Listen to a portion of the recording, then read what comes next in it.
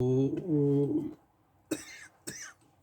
नारायणाय परिपूर्णगुणार्णवाय विश्वोदयस्थितिलयोन्नियतिप्रदाय ज्ञानप्रदाय विबुधासुरसौख्यदुःख सत्कारणाय वितताय नमो नमस्ते।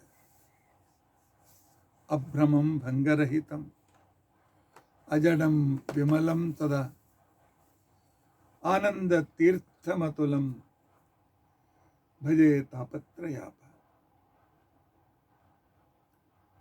भवति यदनुभावादेडमो कोऽपि वाग्मे जडमतिरपि जन्तुर्जायते प्रज्ञमौलिः।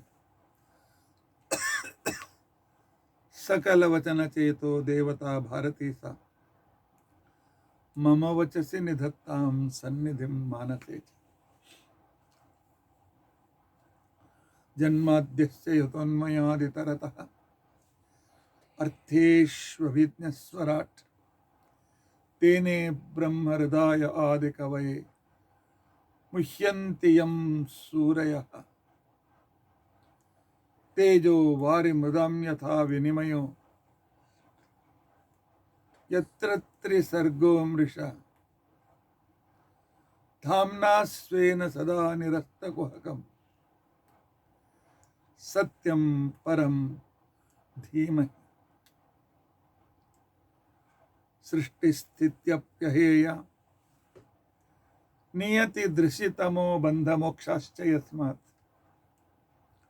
अस्य श्री ब्रह्मरुद्र प्रभृतिसुरनरद्वीषशत्रुत्मकस्य विष्णोर्व्यस्ताः समस्ताः सकलगुणनिधिः सर्वदोषव्यपेतः पूर्णानन्दाव्ययो यो गुरुरपि परमश्चिन्तयेतं महान्तम्। धर्मप्रोज्झितकैतवोऽत्र परमः निर्मत्सराणां सतां वेद्यं वास्तवं वस्तु शिवदं तापत्रयोन्मूलनं श्रीमद्भागवते महामुनिकृते किं वा परैः ईश्वरः सद्यो हृद्यवरुध्यतेऽत्र पृथिवीः शुश्रूषुभिस्तक्षणात् निगमकल्पतरोर्गलितं फलम् सुखमुखादमृतद्रवसंयुतं पिबत भागवतं रसम् आलयम् मुहुरहो रसिकाः भुवि भावुकाः। अभ्रमं भङ्गरहितम्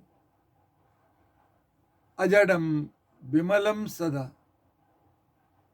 आनन्दतीर्थमतुलं भजे तापत्रयापः। भवति यदनुभावादेडमो कोऽपि वाग्मे जडमतिरपि जन्तुर्जायते प्रज्ञमौलिः। सकल वचनचेतो देवता भारती सा मम वचसि निधत्तां सन्निधिं मानसे च। अस्मद्गुरुसमारम्भां टीकाकृत्पादमध्यगं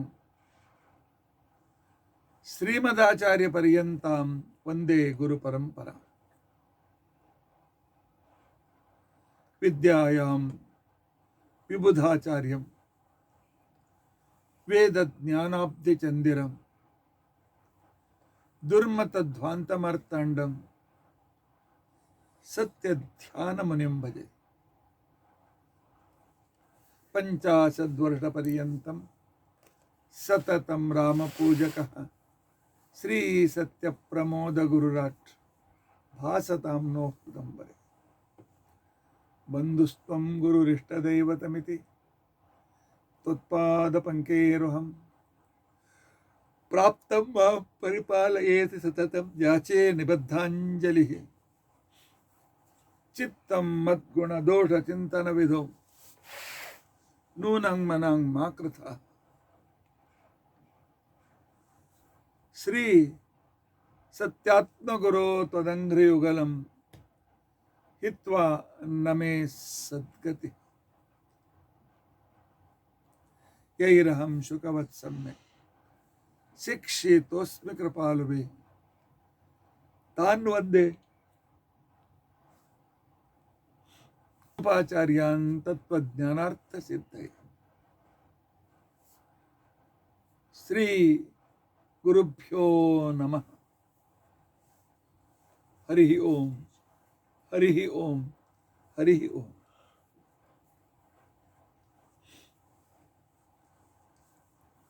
स्वस्तिस्तु असेड सन्मंगलानि सन्तु। श्लोकैक श्रवण पठन मात्रेण वक्तुश्च श्रोतॄणां निखिल कलिकृत कल्मषापनोदन पटुतुरे धर्माद्य किल पुरुषार्थ साधने भूते अद्य श्रीमद्भागवत नवम स्कंदांतर्गत कथा प्रारंभे सति किंचित पूर्वकथानुवादः। हरि ओम, हरि ओम, हरि ओम।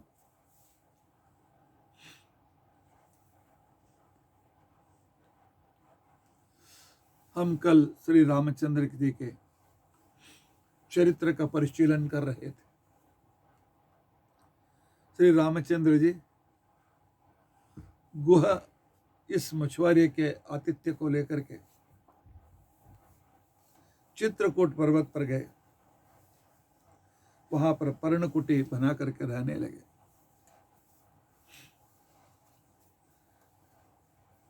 यहां राम जब सुमंतों के साथ गए तो दशरथ होश में आए। उन्हें मालूम पड़ा राम वनवास चला गया है। उनका दिल टूट गया। राम राम राम राम करते रहे। मत जाओ राम, मत जाओ राम, ऐसा बार बार चीखने लगे। हाँ, सुमंत तो रथ लेकर के गया है। उस रथ में वापस राम आएंगे और अपने कौशल्या सुमित्रा से कहा, मुझे महल में ऐसे जगह पर सुलाओ जो रास्ते में आने जाने वाले दिखाई देना चाहिए। एक टक सरयू नदी से अयोध्या की ओर आने वाले रास्ता को देखते देखते राम राम राम कहते नहीं, खाना पानी छोड़ दिया। जब तीसरे दिन उन्हें अपना रथ दिखाई दिया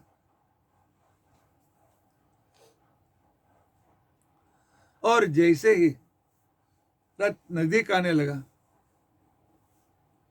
बाजू रहने वाले कौशल्या से पूछा, कौशल्या रथ आ रहे, रथ में कौन कौन है? कौशल्या चुप हो गई। एक कौशल्या तो नहीं बोलती है। अरे सुमित्रा तुम तो बोलो, रथ में कौन कौन बैठे हैं? सुमित्रा ने कहा, घोड़े तो दिखाई दे रहे हैं, सुमंत तो दिखाई दे रहा है। अरे और पीछे और कौन है, और कौन है?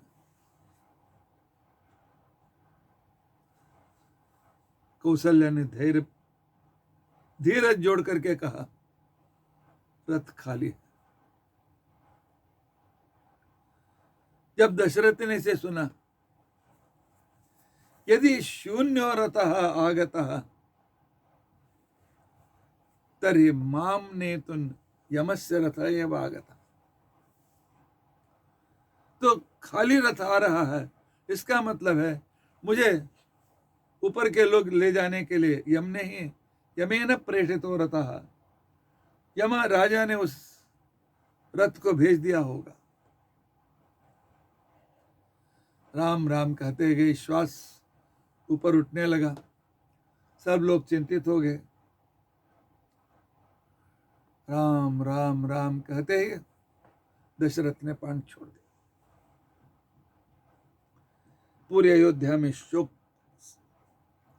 प्रसारित हुआ। वशिष्ठ ने कहा, नहीं, इसका अधिकारी, श्राद्ध कार्य करने वाला अंतिम लड़का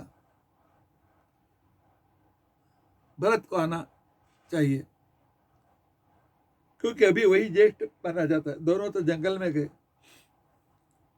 तो भरत को ही अधिकार है। तो भरत अफगानिस्तान, उनका कैकेयी का मायका, अर्थात उनके दादा के यहाँ वे गए थे। वहां से आने के लिए 2-4 दिन लगे। जब अयोध्या को आते ही उसे मालूम हो गया कि दशरथ गुजर गए हैं, बहुत दुख हुआ, दुख से अत्यंत पीड़ित हो गए और पूछा, राम कहाँ है? तब उन्हें मालूम पड़ा, अपनी मां के कारण ही राम वनवास को चला गया। बहुत गुस्सा आया, बहुत गुस्सा आया, दुख भी हुआ। उन्होंने कहा, मां, आप मां हैं या मेरे शत्रु हैं? मां, आपको मालूम नहीं था क्या? हम चारों भाई, 4 शरीर पर 1 प्राण है। किसी को थोड़ा भी पीड़ा होती है, हम चारों को होती है। इतना समझ नहीं सकी। मुझे तो लगती है तू मां नहीं, तू मेरी वैरी है। तो मां को अपशब्द सुनाया। बाद में निर्णय किया कि राम को वापस ला करके सिंहासन पर बिठाना है। तब वशिष्ठ जी ने कहा, पहले अपने पिताजी के और्ध्वदेह की क्रिया करो, बाद में जाएंगे। भरत ने विधिवत और्ध्वदेह की क्रिया की और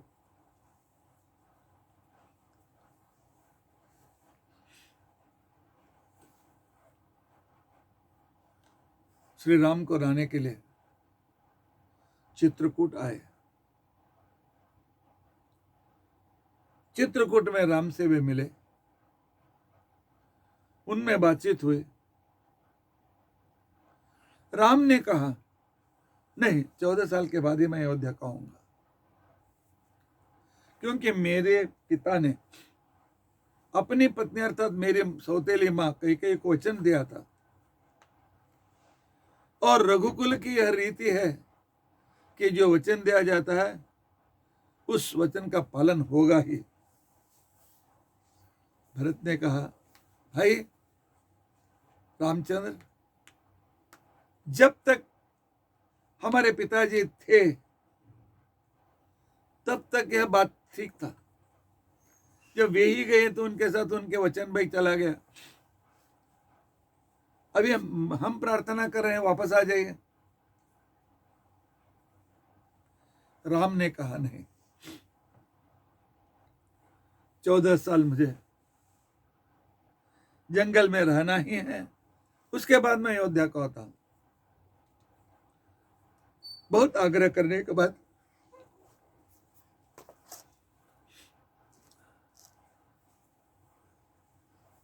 बहुत आग्रह किया था भरत ने, तो बाद में राम ने अपनी पादुका दी।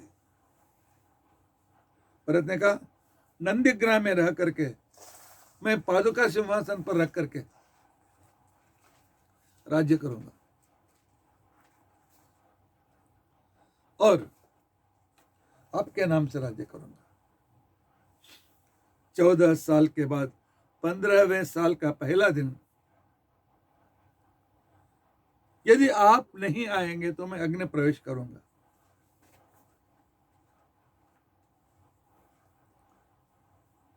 यह सब कुछ जब वहां हुआ,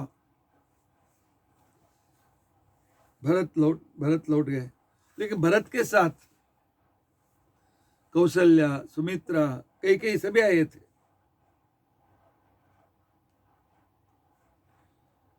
और वापस लौटते समय तो ये सब थोड़ा आगे गए थे। कई ने कहा मैं 2 मिनट राम से मिलकर आती हूँ। कई राम के पास आई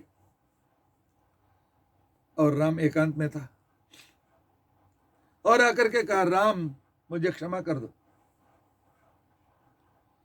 राम ने कहा माँ आप बड़ी हैं, मैं क्या आपको क्षमा कैसे करूं, और वैसे गलती आपने क्या की है, आपने गलती ही नहीं की।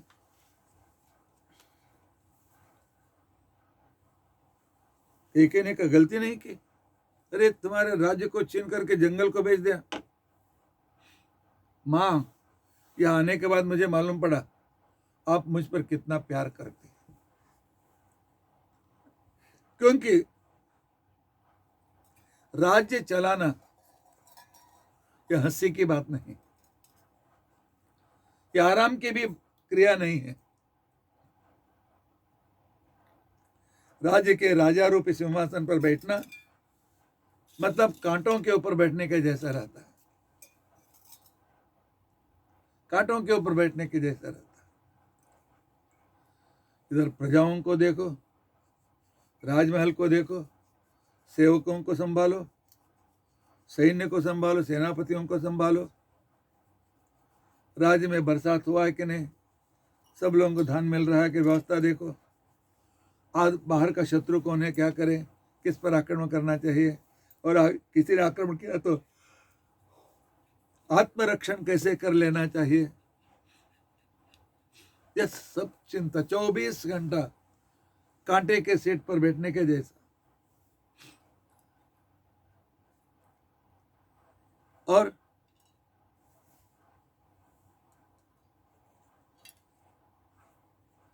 मुझे अपने जंगल में भेजा, कितना सुंदर वातावरण है। जहां भी हम जाते हैं लक्ष्मण पर्णकुटी तैयार करता है और हमें सब तरह की व्यवस्था करता है, कंद मूल फल शुद्ध पानी इत्यादि लाकर देता है।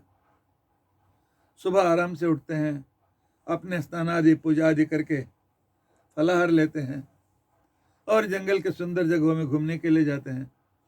फिर दोपहर के उसके लाए हुए कंदमूल इत्यादि हम खा लेते हैं। शाम का भी घूमने के लिए जाते हैं, आराम से जिंदगी जी रहे हैं। मुझे लगता है कि आपने हमें 14 साल तक हनीमून के लिए मुझे भेज दिया है। इतना आनंद है, इतना आनंद है, इसलिए मुझ पर आपका बहुत प्यार है, इसलिए मैं आपकी स्तुति करता हूं, आप क्षमा मत मांगिए। कई ने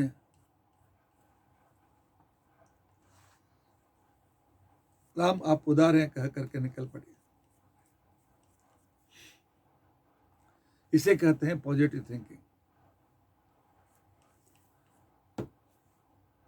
मेन पॉइंट, इस कैरेक्टर को देखना चाहिए। और एक नियम हमारे यहां है, उसने मां से कहा मां आप जंगल में मुझे भेजकर मुझ पर उपकार किया, तो यह राम का वचन है। राम तो भगवान है और राम ने कहा था मैं झूठ नहीं बोलूंगा, रामो द्विर्ना विभाषते, मैं सच्ची बोलूंगा। लेकिन राम यहां पर झूठ बोल रहे हैं, आपने मुझ पर उपकार किया जंगल को भेज करके, इसका अर्थ क्या करें।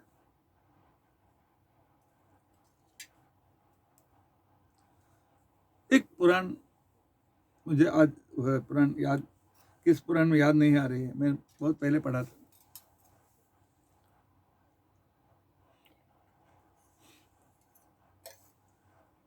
राम को कैकेयी ने जंगल भेजने में स्वार्थ नहीं था कि कैकेयी और राम का एक प्लानिंग था।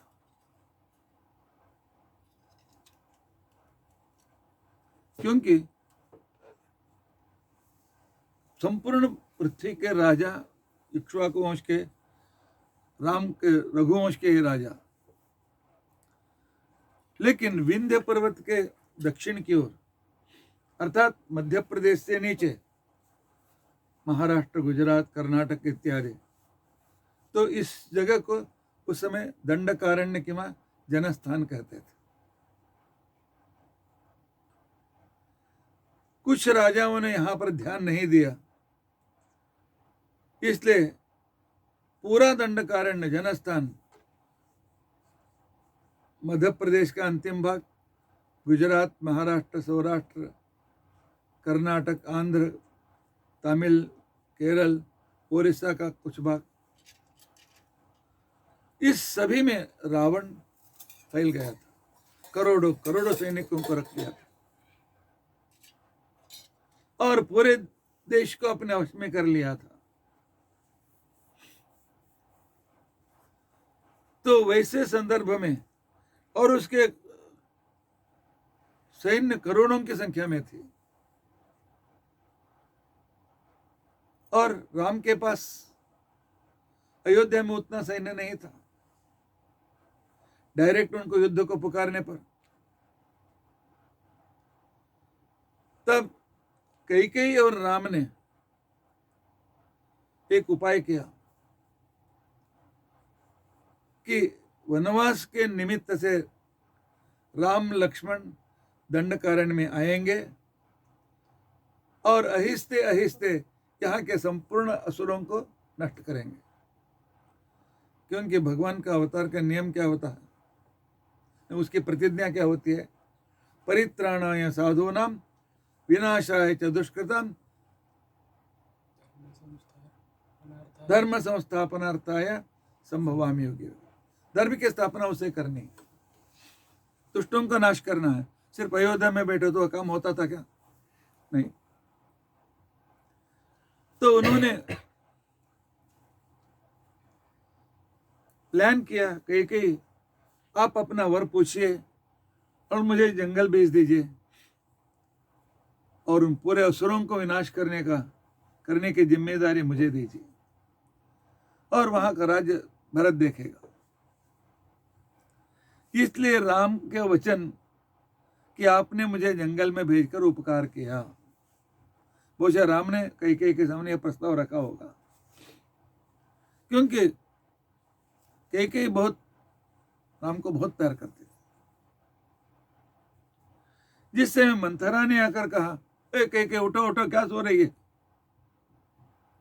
कैकेयी उठो, क्यों उठा रहे? तेरे पास बहुत बड़ा वज्रपात हुआ। क्या? दशरथ राम को राजा बनाना चाहता है। कैकेयी ऐसा? बहुत अच्छा हुआ, आपने बहुत मेरे खुशी देने वाली वार्ता दी है, ले लो। अपने गले से उसने नेकलेस निकाला, मंथरा को दे दिया। खुशी से राम राजा बनेगा। बाद में मंथरा ने कुछ समझाया, यह नहीं है, तेरा सौत महारानी होगी, इत्यादि इत्यादि। बहुशः राम का ही वह प्लान होगा, साथ में जाना, साथ में लक्ष्मण को लेकर जाना, निमित्त करके पूरे रावणों के सैन्य को नष्ट करते करते आगे बढ़ना। इसलिए तो रावण को प्रोवोक करने के लिए अपने पास आई हुई शूर्पणखा के कान ना काट दे। क्यों? रावण गुस्से से आगे आए और वह अपने सैन्य को बुलाए, एक साथ उन सब लोगों को मारने के लिए अनुकूलता होगी।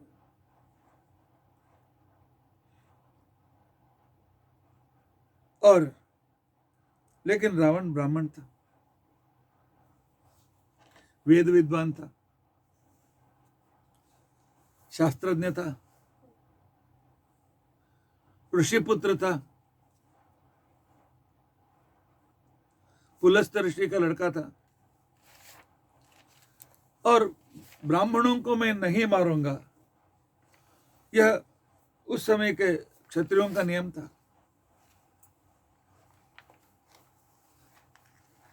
तो क्या करें, चोर को रंगे हाथ पकड़ना पड़ता है।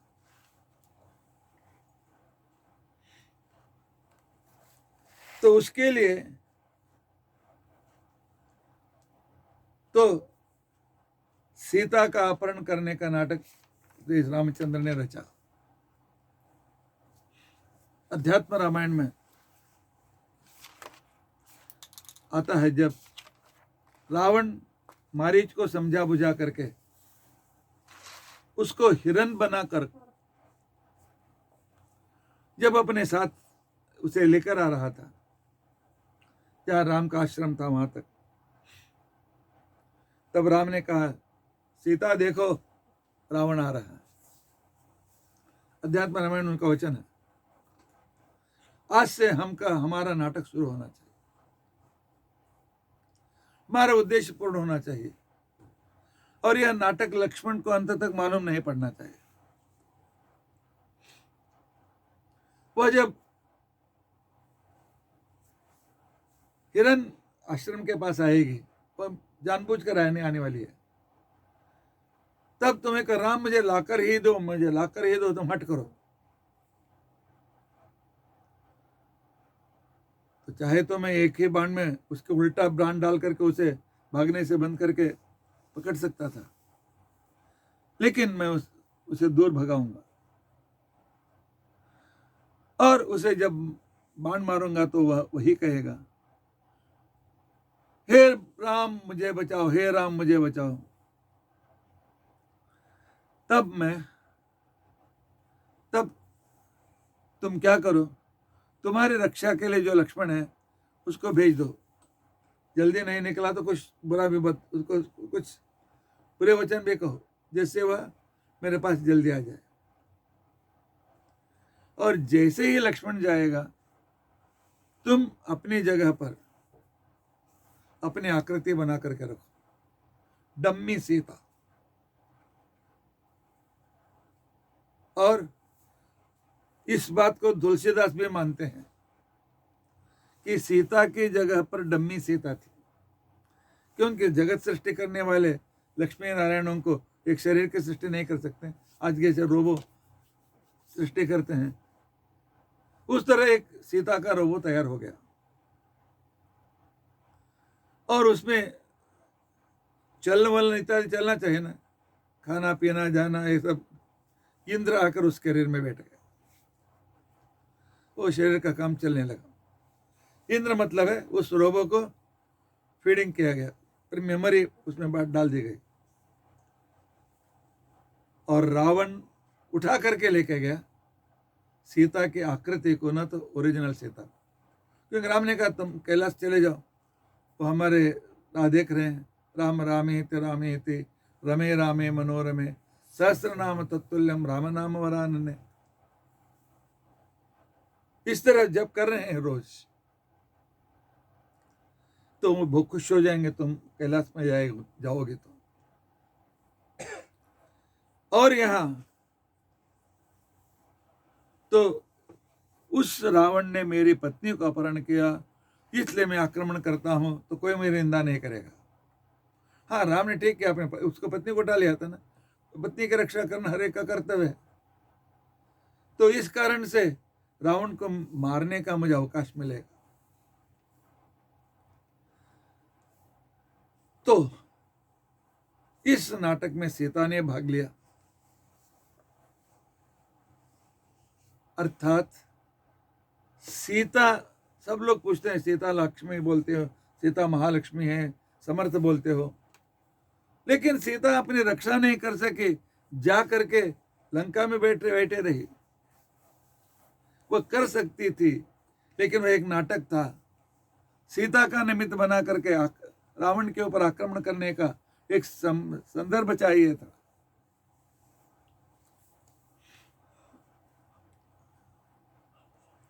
और बाद में सीता को ढूंढते ढूंढते उन्होंने जानबूझ करके हनुमान से, सुग्रीव से उन्होंने मित्रता कर ली।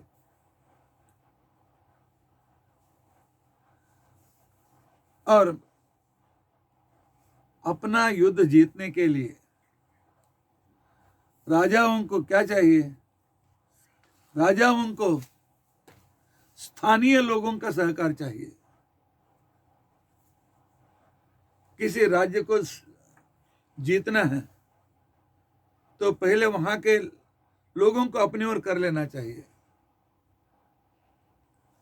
तो इसलिए उन्होंने यहाँ जनस्थान दंडकारण्य के यहाँ पर सर्वत्र व्याप्त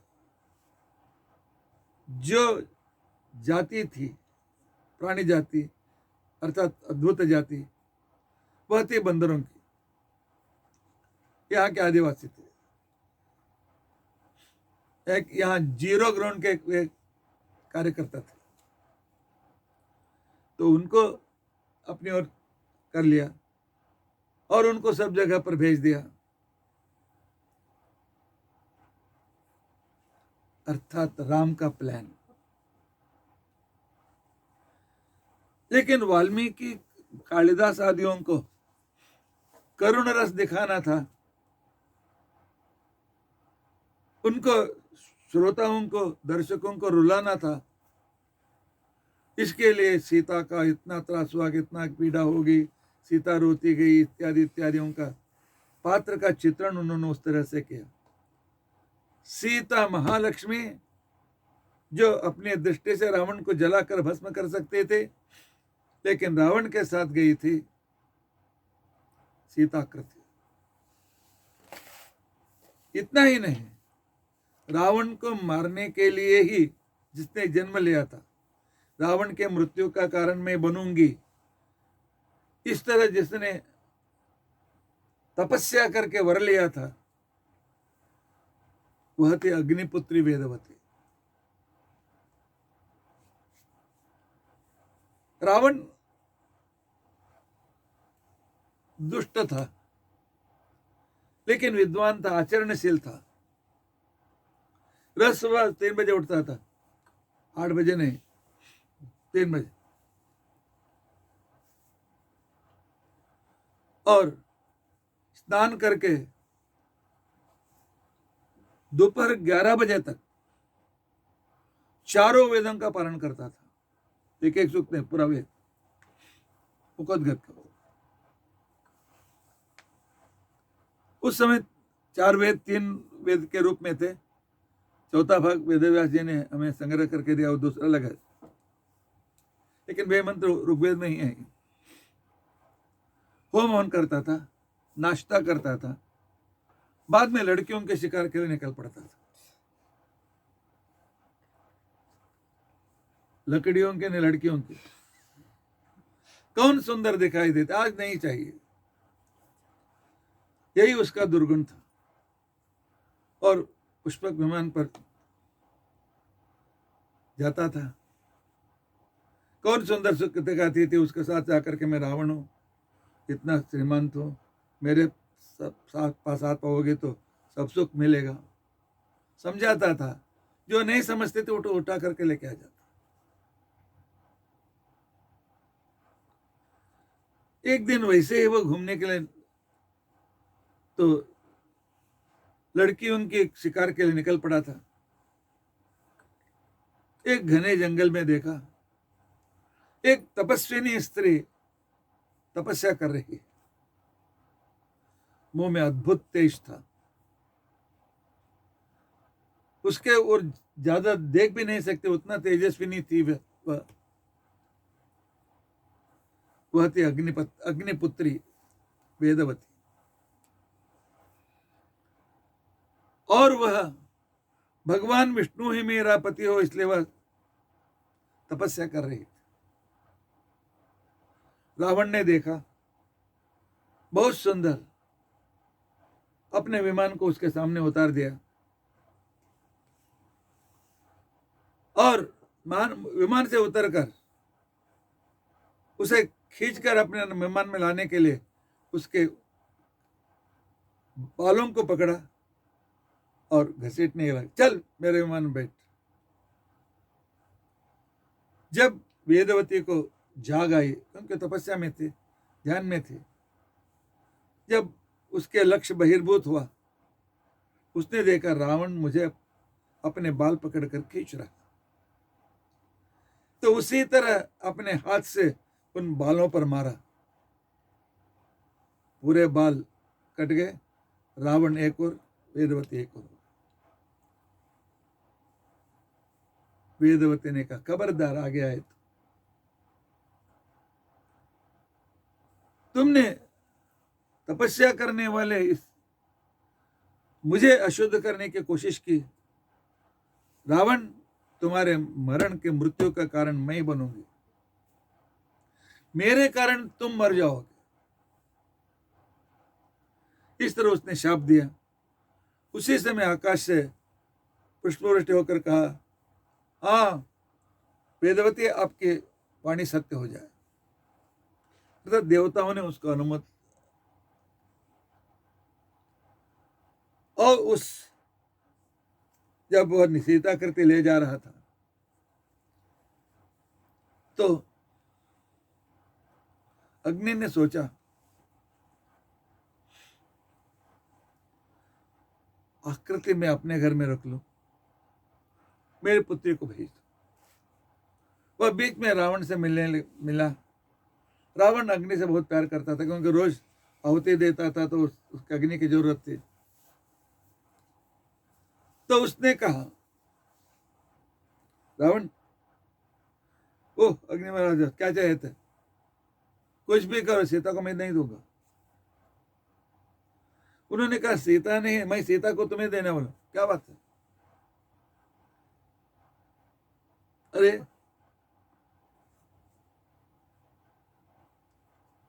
रावण,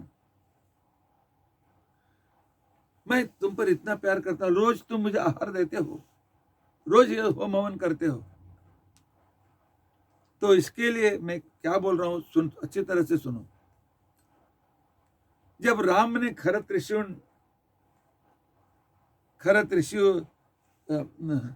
त्रिशिर दूषण को मारा,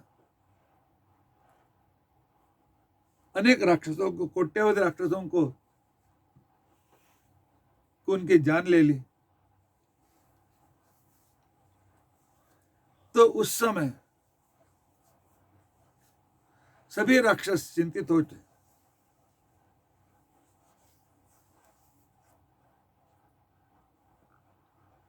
तो बाद में राम ने देखा अब रावण तो मुझे त्रास देने के लिए आएगा, क्योंकि उसके बहन का नाक काटी है। ऐसे समय युद्ध हुआ तो सीता को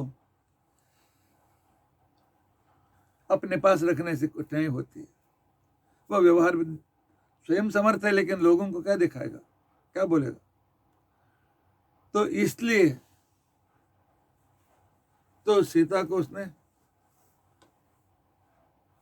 कैलाश भेज दिया। यह अग्नि रावण से कह रहा है तुम उस पर अटैक करोगे समझ करके राम ने सच्ची सीता को मेरे घर में छिपाया है।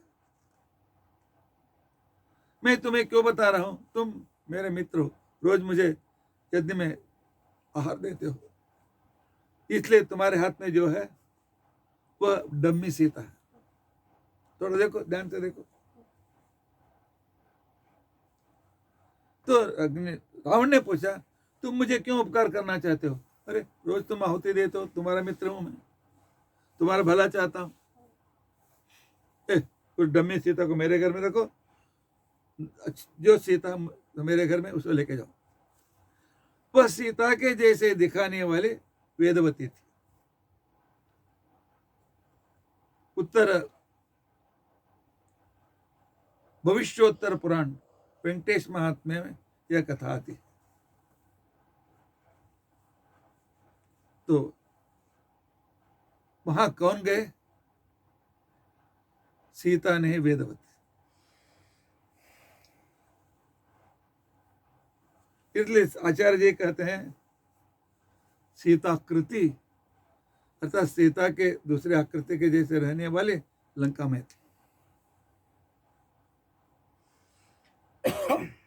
अब उसको निमित्त बना करके रावण को मारना था।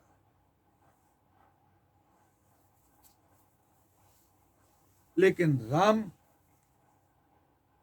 वह है मर्यादा पुरुषोत्तम, अन्यायियों की सहायता न लेने वाला और न्याय वालों की ही सहायता, उनके सेवा लेने वाला। वैसे तो राजनीति बताती है, यदि राम ने वाली से मित्रता की थी सुग्रीव के बदले, तो वाली कहता था एक दिन में मैं ला करके दूंगा, क्योंकि रावण और वाली में संधि हुई थी। लेकिन राम को सीता लाना इंपॉर्टेंट है, तो वो तो सीता ही थी ही नहीं, वो तो अग्निपुत्री थी।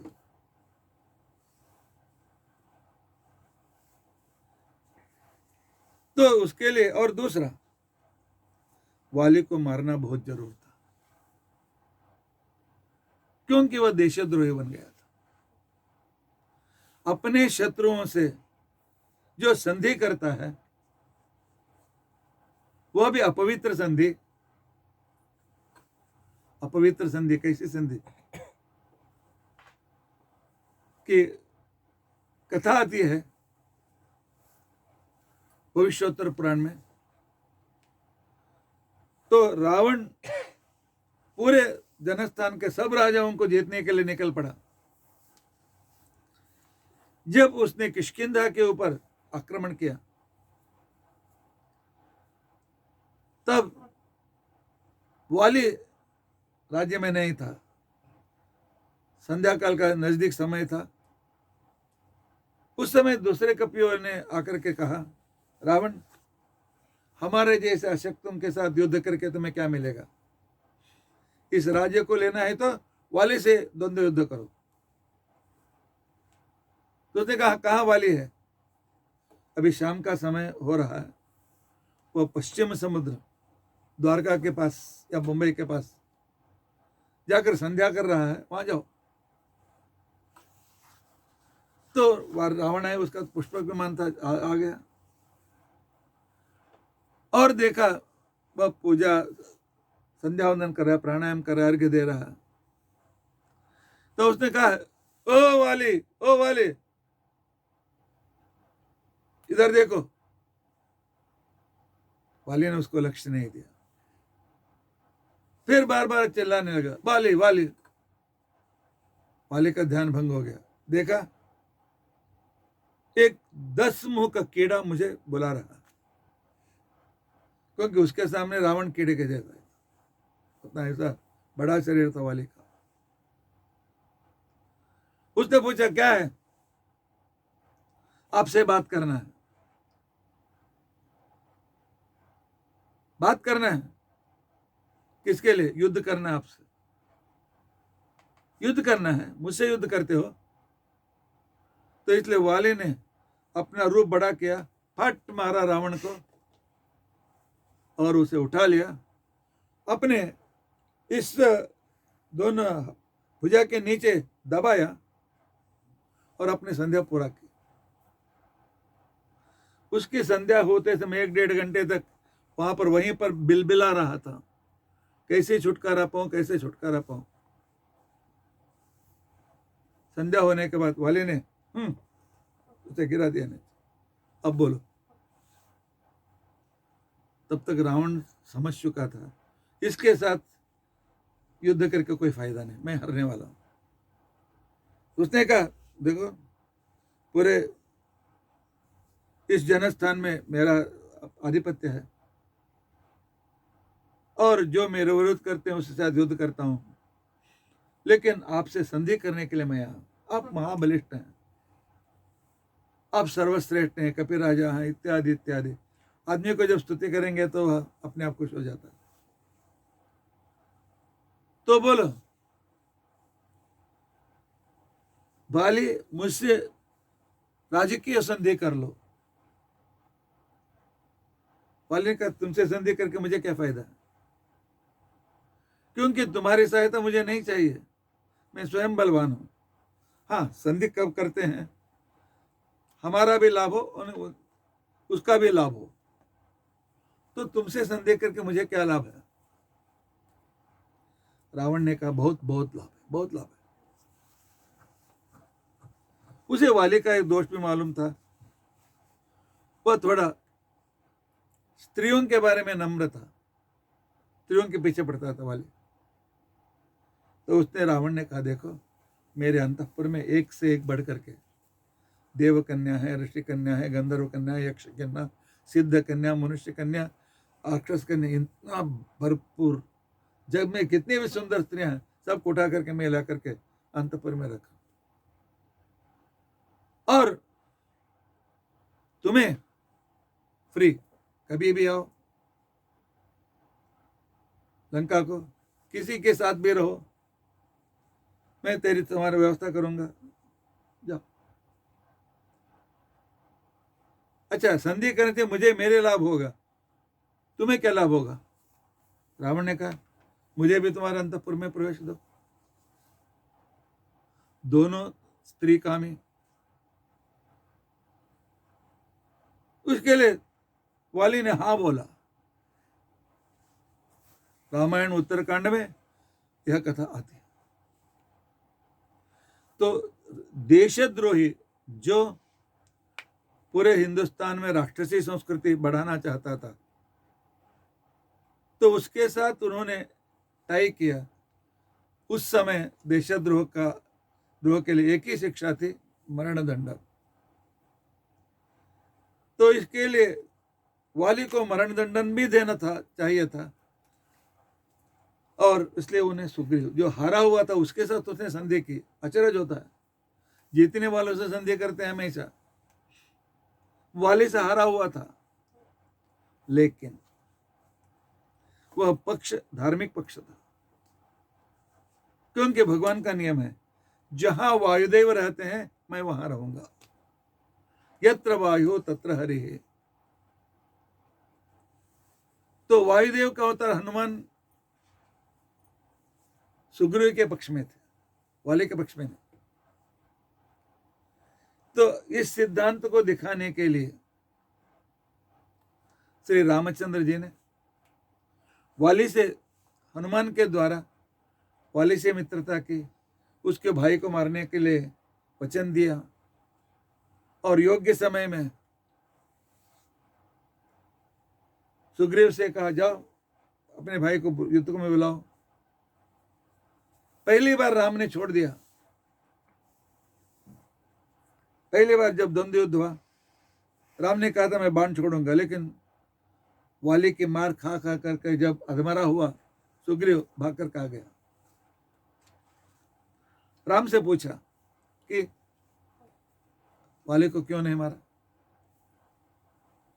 राम ने कहा मुझे पूरे संसार को एक शिक्षा देनी थी। क्यों शिक्षा? जब भाइयों में झगड़ा होता है उस समय तो आप मध्यस्थता करो, मीडिएटर बनो, लेकिन किसी एक का पक्ष मत लो, क्योंकि तुमने एक का पक्ष लेकर के दूसरे वालों पर उसको हानि कराया। भाइयों में कितना भी मतभेद हो, एक न एक दिन ऐसा लगता है कि नहीं वह मेरा भाई है। आपस में झगड़ते हैं, लेकिन जब दूसरे आते हैं तो भाई भाई एक हो जाते हैं। इसलिए भाइयों के बीच में मध्यस्थता करो तो भी किसी एक पक्ष में मत जाओ।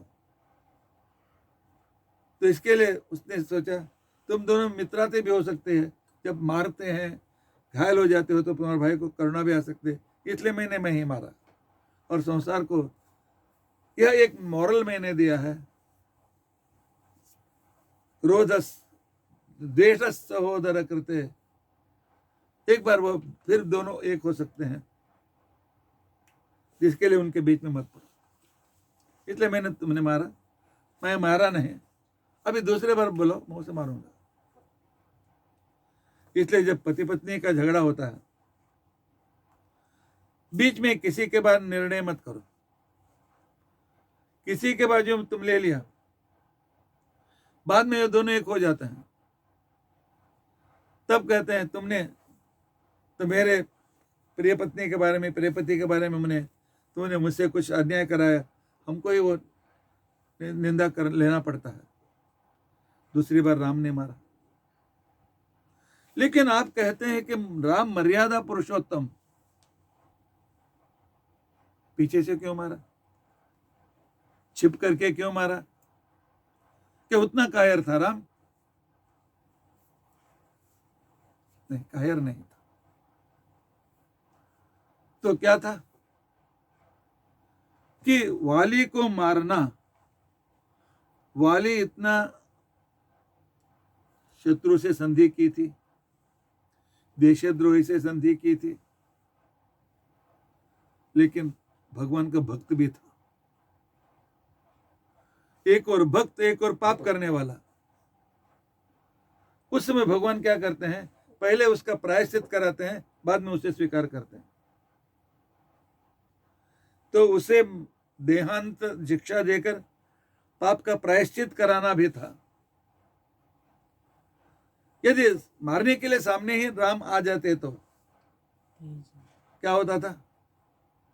वह आकर राम को शरणागत हो जाता था। और रघुकुल रीति या श्री कृष्ण की रीति नीति है, जो शरणागत होता है उसे मारना छोड़ देते। लेकिन वाली को शिक्षा देना ही था, इसके लिए छिप करके मारा।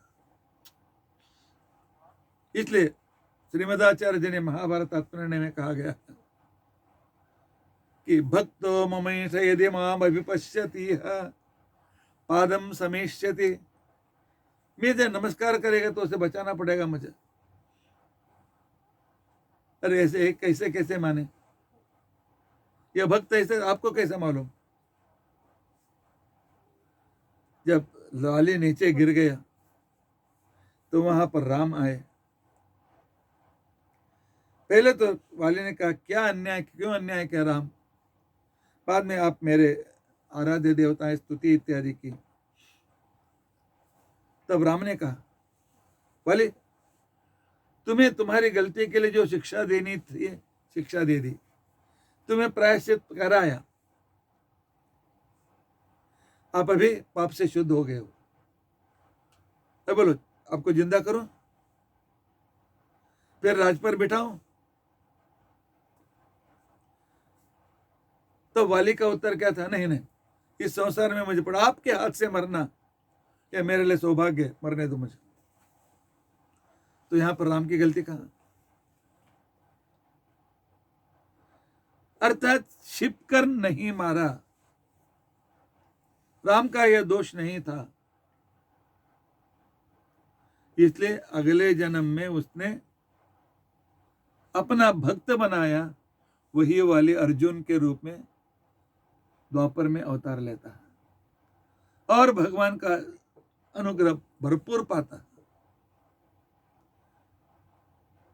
यह राम के अवतार कार्यों में यह सब कुछ करना था, इसलिए राम जंगल को आए।